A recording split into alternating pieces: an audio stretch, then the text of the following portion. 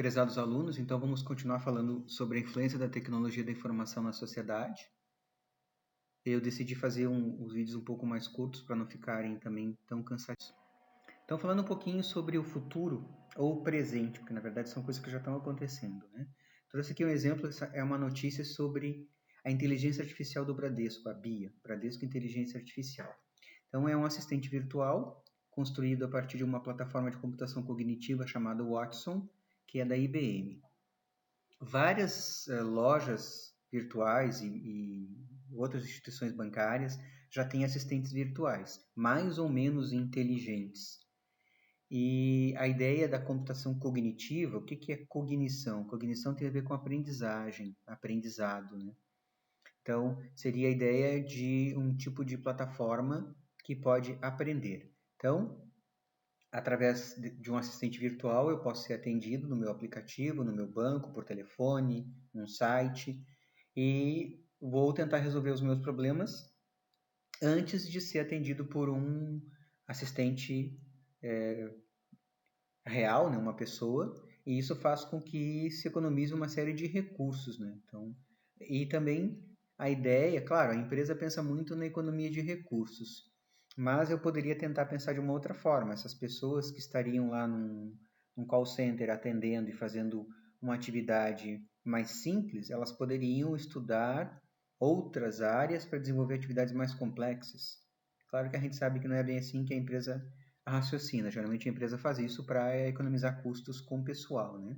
Mas a ideia seria que essas pessoas pudessem se dedicar a atividades mais complexas do que só ficar atendendo o telefone e resolvendo problemas que podem ser totalmente automatizados. Um outro exemplo que tem a ver com inteligência artificial, para ver como a inteligência artificial está cada vez mais próxima de nós, é a criação de um perfume do Boticário, que é o Egel. Um sistema também da IBM criou uma nova fragrância misturando uma série de produtos, de ingredientes, inclusive caramelo e leite condensado. Essa notícia é de maio do ano passado, né, um perfume que já está à venda, que ao invés de ser construído, criado por um perfumista ou por um grupo de perfumistas, foi criado por um software, por uma inteligência. Um exemplo que está bem próximo de nós, também é uma notícia do ano passado, de maio de 2019, foi a atendente virtual da Tia Turbo chamada Tina, que também usa a mesma plataforma da BIA, a plataforma de computação cognitiva Watson da IBM. Então, para vocês verem como está bem próximo de nós, né? A BIA do Bradesco, que é um banco grande, nível nacional, uma empresa grande que tem muitos recursos, mas eu tenho uma empresa bem próxima de nós também que está utilizando essa tecnologia para atendimento dos seus clientes. A questão da educação, então aqui do lado direito a gente tem um infográfico, né? Tem textos e imagens falando sobre a utilização das tecnologias no trabalho dos professores, então pesquisa, pensamento crítico, criatividade, inovação, e do lado esquerdo eu coloquei algumas ferramentas que podem ser usadas tanto para os professores quanto para os alunos, para construir e compartilhar conhecimento.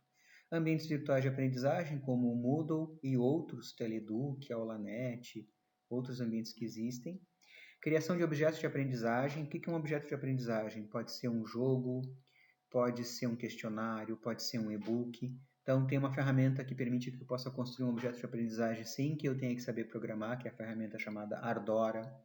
Criação de blogs, criação de jogos educacionais. Tem uma ferramenta mais simples, que é o Fazgame, mas tem ferramentas mais complexas, como o Construct, que eu tenho que ser um usuário mais avançado, não um usuário só básico de informática, tenho que entender um pouco mais também de programação.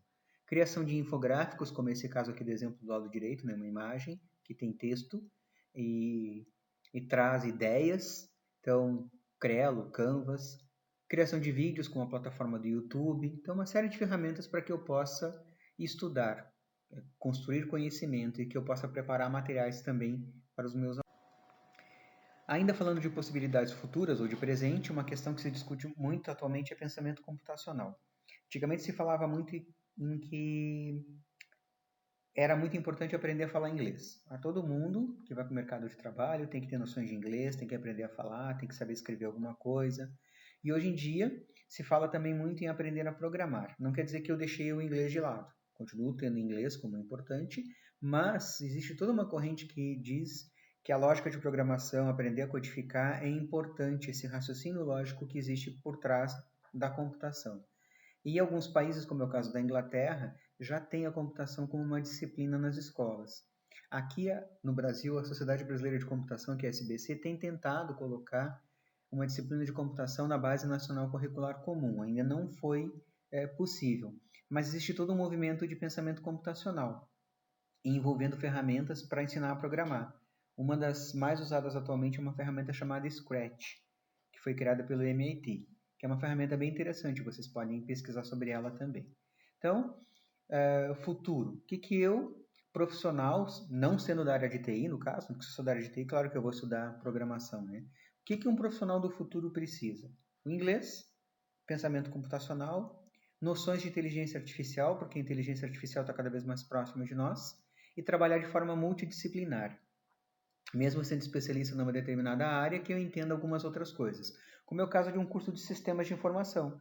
Eu preciso saber muito de tecnologia da informação, mas como eu vou trabalhar no ambiente empresarial, eu tenho que saber de economia, de custos, de gestão de pessoas, de marketing. Eu preciso entender sobre como construir conhecimento usando a metodologia de pesquisa. Então, eu preciso saber outras coisas além da... Aqui tem um gráfico que fala um pouquinho sobre o que acontece em um minuto na internet. Isso aqui é do ano de 2020. Então, para vocês verem que é nesse ambiente que nós estamos vivendo, na sociedade da informação ou sociedade do conhecimento. Em um minuto, em 2020, nós temos 4,7 milhões de vídeos assistidos no YouTube. Nós temos quase 195 mil pessoas tweetando. Nós temos 59 milhões de mensagens trocadas pelo Messenger ou pelo WhatsApp. Mais de $1 milhão gastos em compras online. Então, é nesse contexto que nós temos que pensar a educação, o ambiente empresarial, todo mundo do trabalho. É nesse contexto que nós estamos vivendo atualmente.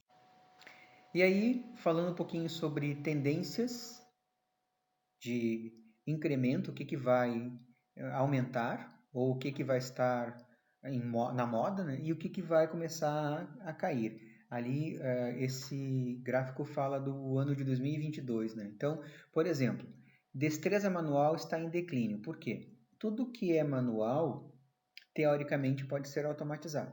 Então, por exemplo, eu tenho um robô numa indústria de automóveis que faz a solda e a pintura nos carros.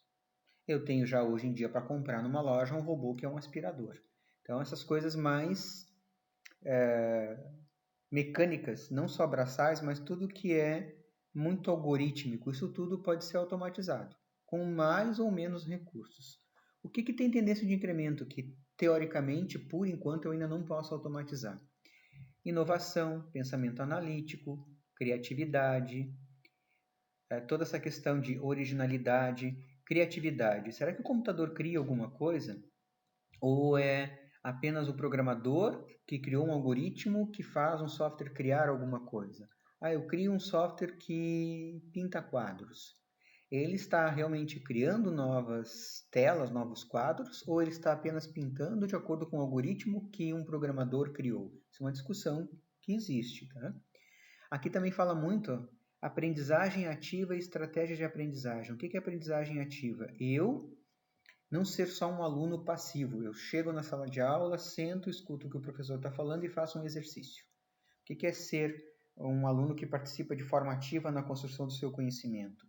Ele pesquisa, ele constrói, ele interage, ele faz perguntas, ele discute com os colegas. Isso é aprendizagem ativa. Isso é tendência sempre de aumento, né? Cada vez mais eu vou participar ativamente da educação, da sociedade, das empresas, criando a minha própria empresa, empreendendo dentro de uma outra empresa que é de uma outra pessoa, mas trazendo novas ideias, inovações. Então, isso tudo são tendências de futuro. Um outro exemplo que eu trouxe aqui é uma questão que se discute muito, que é a informática aplicada à saúde. E muitas pessoas têm receio, né? Mas será que um dia um robô vai fazer uma cirurgia? Será que eu gostaria de ser operado por um robô? Então, aqui tem um exemplo do ano passado também, de julho de 2019, em que o Hospital de Clínicas de Porto Alegre realizou a primeira cirurgia robótica. E vocês podem ver aqui que tem um médico sentado manipulando o equipamento robótico, inclusive com joysticks. Não é um robô sozinho. Por exemplo, esses joysticks estabilizam o tremor do médico. Então ainda não é aquela visão mais artificial de que o computador está fazendo tudo sozinho. Ele tem um equipamento operado ainda por um ser humano e esse equipamento é que faz a cirurgia com esse ser humano tomando as decisões. Por exemplo, um avião tem o piloto automático. No momento que o piloto liga o piloto automático, ele deixou tudo nas mãos do computador. Mas ele, se for preciso, ele pode desligar o piloto automático e assumir o comando novamente. Então, nós teríamos receio de entrar num avião e alguém dizer para nós que não tem piloto, que o avião se pilota sozinho. Mas a gente não tem receio, sabendo que tem piloto automático, mas tem o piloto e o copiloto ali para ajudar.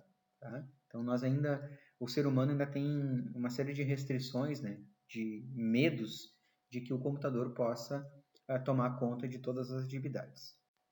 Então, agora eu vou colocar mais uma atividade para vocês no Moodle a partir dessa discussão que a gente falou sobre essas diferentes influências que são presente e um pouco de futuro, porque várias coisas já estão acontecendo agora, né? Já são o presente da tecnologia da informação na nossa sociedade.